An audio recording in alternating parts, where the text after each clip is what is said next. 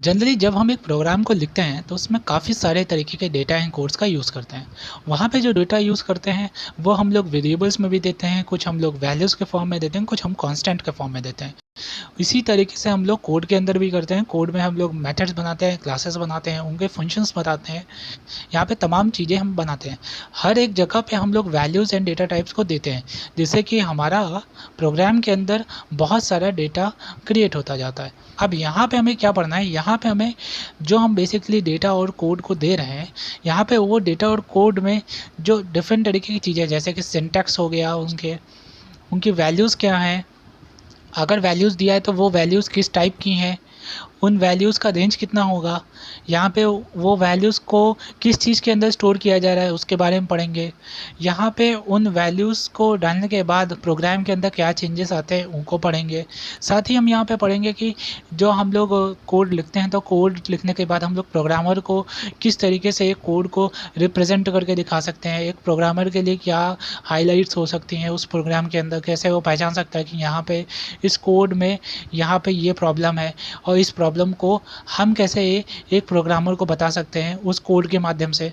तो हम यहाँ पे कवर करेंगे हम लोग ए टू जेड नॉलेज को वैल्यूज़ एंड डेटा टाइप्स के। फिलहाल शुरू करते हैं।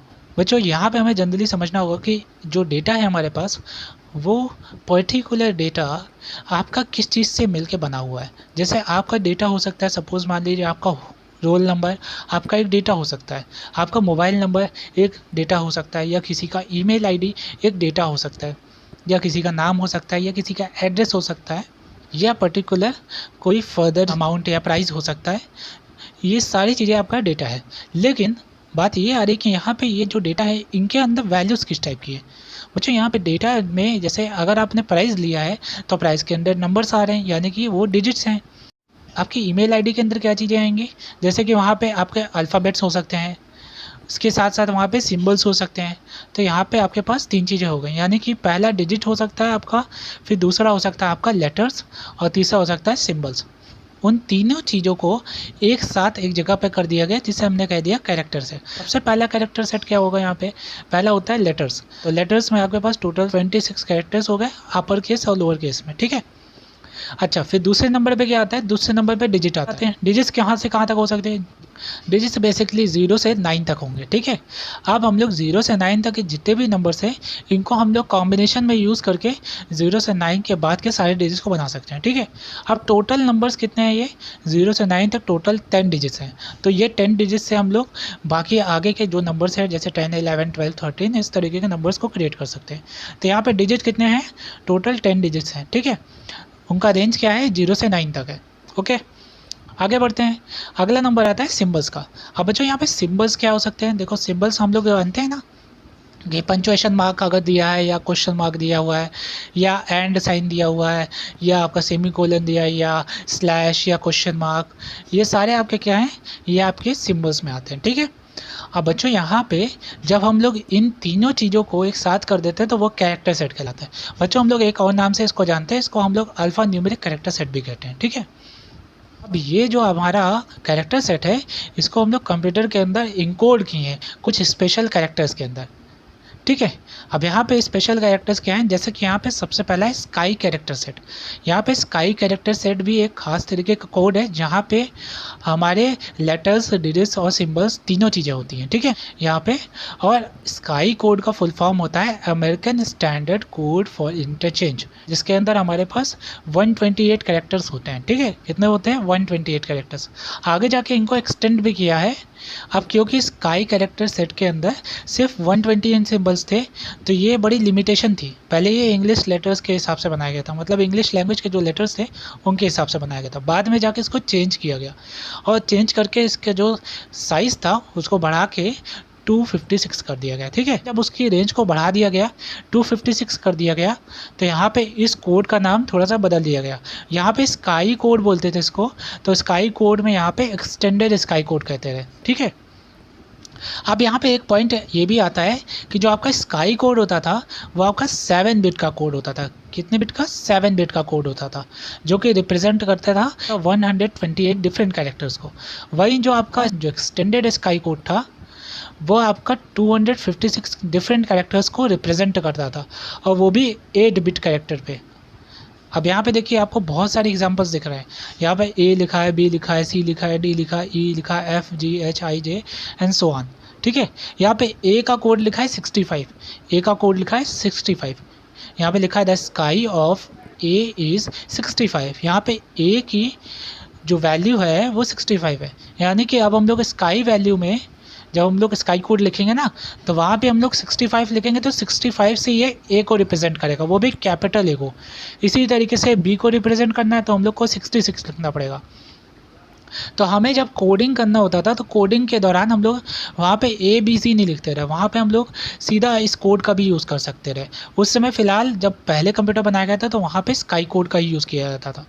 बाद में जाके यहाँ पे आपके मॉडर्न लैंग्वेज का यूज़ करने लगे, वहाँ पे हम लोग डायरेक्टली कैरेक्टर सेट को यूज़ करने लग गए। ठीक है, तो आगे बढ़ते हैं। अब यहाँ पे हम आपको दिखाते हैं कि किस तरीके से एक 7 बिट का कोड लिखा जाता है। अब यहाँ पे लेटर ए का जो स्काई कोड होता है वो 65 है, लेकिन अगर हम बाइनरी कोड में बात करें तो बाइनरी कोड में क्या होगा 100001। ठीक है, ये आपका बाइनरी कोड होता है। अब आप बाइनरी कोड में आप इसको रिप्रेजेंट कर सकते हो, ए को इस तरीके से भी, आप चाहो तो स्काई कोड में भी लिख सकते हो, और आप चाहो तो डायरेक्ट ए को भी लिख सकते हो। तो यहाँ पे ये तीनों काम आप कर सकते हो। ठीक है, अब यहाँ पे आपको ये तो पता चल गया कि ये कोड कैसे रिप्रेजेंट करते हैं। ठीक, अब हम लोग बढ़ते हैं सेकंड नंबर पे। सेकंड नंबर है हमारा यहाँ पे यूनिकोड।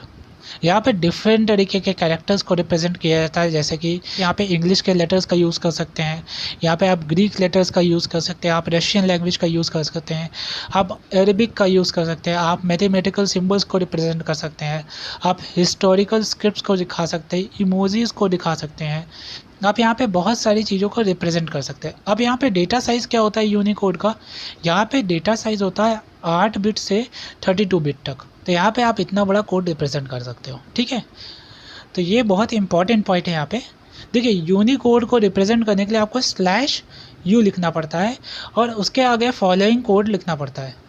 जैसे यहाँ पे कैपिटल लेटर ए को हमको रिप्रेजेंट करना है यूनिकोड से, तो हम यहाँ लिखेंगे /u0041।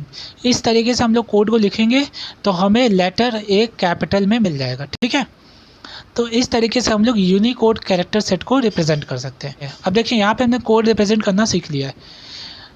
तो यहाँ पे टोटल कंक्लूजन क्या निकला कि जो हम लोग लेटर्स है हमारे पास रियल वर्ल्ड में, लेटर ए, जैसे यहाँ पे लेटर ए है तो उस लेटर ए को इनकोड किया गया है आपके स्काई कोड में। स्काई कोड में लेटर ए को कैसे लिखते हैं हम लोग 65 लिखते हैं, और वहीं हमने यूनिकोड में उसको कैसे लिखते हैं /u करके आगे फॉलोइंग कोड 0041 लिख दिया। ये यूनिकोड का लिखने का तरीका है। अब हम लोग क्या करेंगे, इसको प्रोग्राम के अंदर डेवलप करेंगे।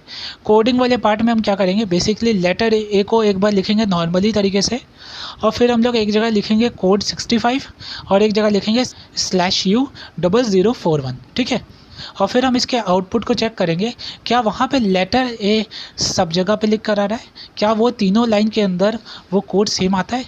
तो चलिए इसको बनाते हैं, एक प्रोग्राम बना के चेक करते हैं कि एक स्काई कोड और एक यूनिकोड कैसे यूज़ किया जाता है। ठीक है, इसके बाद हम आपको लिस्ट देंगे, आप लिस्ट में से अपने फॉलोइंग कोड को एक एक करके आप अपने हिसाब से प्रोग्राम में बनाते जाना। ठीक है, तो यहाँ पर मैं आपको एक प्रोग्राम बना के दिखाता हूँ। चलिए, सबसे पहले हम एक क्लास को डिक्लेयर कर लेते हैं। क्लास का नाम ले लेते हैं जावा स्काई और यूनिकोड। ठीक है, तो यहाँ पे लिख लेंगे पहली लाइन में पब्लिक क्लास जावा स्काई और यूनिकोड। उसके बाद हम लोग ब्रैकेट ओपन करेंगे, लिखेंगे public static void main string args। इसको याद कर लीजिए, ये चीज़ को हमेशा लिखना है। फिर ब्रैकेट ओपन करेंगे, फिर यहाँ पे लिखेंगे, यहाँ पे char लिखेंगे, इसको कहते हैं हम लोग कैर लिखेंगे, और आगे लिखेंगे ch1 इक्वल टू करके हम यहाँ लिखेंगे द सिंगल इन्वर्टेड कॉमा के अंदर लिखेंगे कैपिटल ए। तो यहाँ पे ch1 जो है वो एक ख़ास तरीके का कंटेनर है जिसके अंदर हमारा कैपिटल ए होल्ड हो रहा है। ठीक है, और यहाँ पे वो जो कंटेनर है ना उसका टाइप है कैरेक्टर, यानी कि वो कैरेक्टर को रख सकता है अपने पास। ठीक है, ये है पहली लाइन। अब दूसरी लाइन के अंदर भी हम यही सेम काम करेंगे, वहाँ लिखेंगे हम लोग, यहाँ पे उस कंटेनर का नाम ले लिया हमने ch2। ठीक है, और यहाँ पे ch2 का जो टाइप है वो कैसा है, वो कैर टाइप है, यानी कि कैरेक्टर का टाइप है। तो कैरेक्टर के टाइप को हम लोग यहाँ पे लिखते हैं char, यानी कि कैर। और आगे लिखेंगे इक्वल टू 65। जो कोड हमने स्काई कोड में पढ़ा था वही कोड हम यहाँ पे लिख देंगे और लास्ट में सेमीकोलन लगा देंगे। फिर हम लिखेंगे CHAR, फिर हम लिखेंगे char CH3 equal to single inverted comma के अंदर लगाएंगे /U, यूनिकोड को रिप्रेजेंट करें /U और फिर 0041, ठीक है, और फिर इन्वर्टेड कॉमा क्लोज कर देंगे और सेमीकोलन लगा के ख़त्म करेंगे, ठीक है।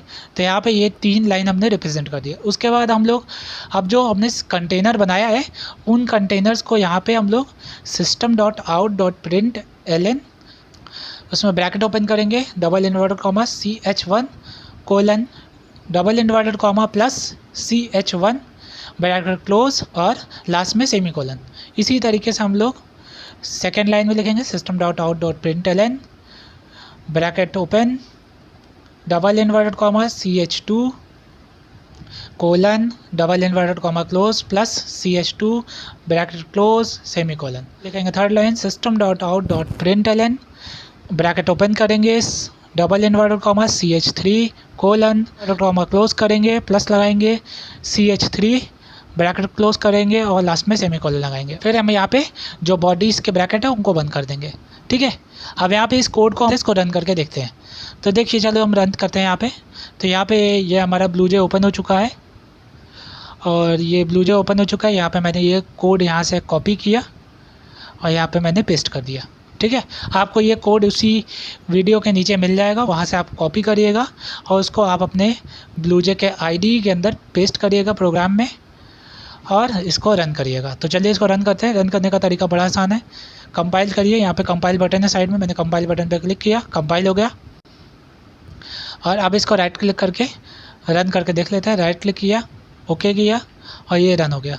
अब यहाँ पे देखिए, यहाँ पे तीनों लाइन के अंदर एक ही चीज़ लिखा है। CH1 के अंदर A लिखा हुआ है, CH2 के अंदर जो 65 लिखा था उसका कोड गया था वो A रिप्रेजेंट कर रहा था, कैपिटल A, और CH3 के अंदर जो यूनिकोड था वो भी रिप्रेजेंट किसको कर रहा था, A को। तो यहाँ पे तीनों जगह पे जो कैरेक्टर्स थे वो आपके A को रिप्रेजेंट कर रहे। तो यहाँ पे ये प्रोग्राम आपका बन गया, ठीक है। तो आपने स्काई कोड और यूनिकोड भी लिखा और यहाँ पे आपका तीनों चीज़ें मैच कर गई। यहाँ पे सबसे पहले आपने कैरेक्टर सेट लिखा था सबसे पहली लाइन में, दूसरी लाइन में आपने स्काई कोड लिखा और तीसरी लाइन में आपने क्या लिखा था, यूनिकोड लिखा था। यहाँ पे आपको कोड समझ में आ गया होगा।